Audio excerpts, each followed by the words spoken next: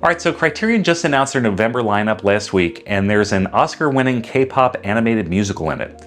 That's the headline everybody's been running with, but I think that the actual story is the David Lynch release that nobody's really talking about, and the fact that you should probably not pre-order any of this yet.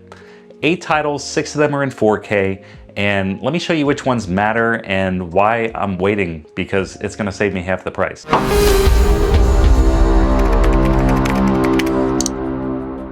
So every November, Barnes & Noble typically hosts a 50% off Criterion sale. We just saw the end of the last one in July. They typically host it twice a year, once for the entire month of July and once for the entire month of November.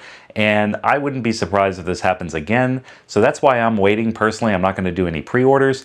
Now, it hasn't been announced yet, so I could be wrong, but I've watched this happen every year, and I'm not pre-ordering anything at full price for this month, at least in November. Barnes & Noble just came off their highest grossing month ever for a Criterion sale, and so there's no question in my mind this is probably going to happen again this November. And these releases start off with a bang on November 3rd with probably the most controversial title of this entire round, and that is K-Pop Demon Hunters. Now, this is getting a 4K and a Blu-ray edition. There are going to be loads of special features on here, I'm sure, but this one really has the audience divided. So I want to ask, like, genuinely, what do you think of Criterion releasing a title like this? Is it deserved? Is it playing up to an audience that may not see Criterion films traditionally, or a movie that you think doesn't belong in the library? I personally think it's a good thing because I think it's going to introduce more people to Criterion. I think there's going to be lines around the door when this drops. At least at my local Barnes & Noble, they do lots of K-pop music releases, and every time there are hundreds of people, if not 1,000 or more, that show up to get these things on their launch days. I think we're going to draw on that crowd along with the crowd for the typical Criterion sale. So I think it's going to be a good thing for the label, for the brand, and for Barnes & Noble ultimately. But again, I'm curious on your take on it. It does have that award-winning song Golden from the soundtrack. I think that's going to be a big point for a lot of people. It was the most streamed movie ever on Netflix, so that's also going to play into it. And I'm glad Netflix is putting more movies out on physical media. Of course, we got Uncut Gems a few years ago, and I'm just excited to see this one. And Marriage Story 2, I believe, was originally a Netflix film. This is, I think, a good thing, and it's a chance for Netflix to get their streaming-only titles out on physical media. But again, guys, let me know your thoughts in the comments below. What do you feel? How do you feel about this coming to physical media? The other big release this month is going to be Wild at Heart, and that comes out on November 17th of this year. This is the unrated international cut of the David Lynch film. It is estate approved. It is the first Lynch 4K since his passing, so that's going to be my biggest recommendation to pick up. I personally am not a huge David Lynch fan. I need to get more into his movies. I have a few of them in my collection. They are very different than typical films, obviously. So if you're a Lynch guy, I appreciate that. But I need to get more into his movies personally. So I think I will be picking this one up just to kind of give myself a shot at getting more into these David Lynch films. Maybe this will be one that I enjoy.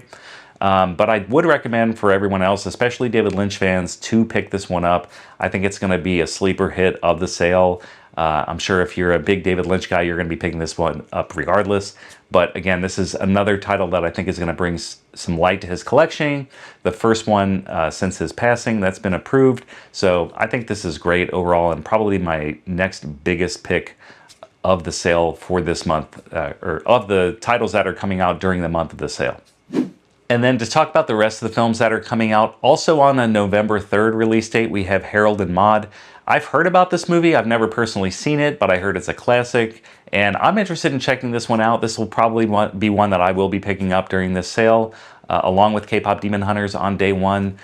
So I'm excited to see this for the first time and kind of experience it in the Criterion format and go through the special features and really enjoy that movie. And this will be available as just a Blu-ray and a standalone 4K Blu-ray combo as well. And then we've got 3 titles releasing on November 10th, so week 2 of the sale. 2 bigger ones that are on 4K, and then 1/3 one that is going to be on Blu-ray. And so for the first one, we're going to have Marie Antoinette. This is a Sofia Coppola film that is being released. I have not seen this one, and I don't really have any interest in checking this one out, at least not yet.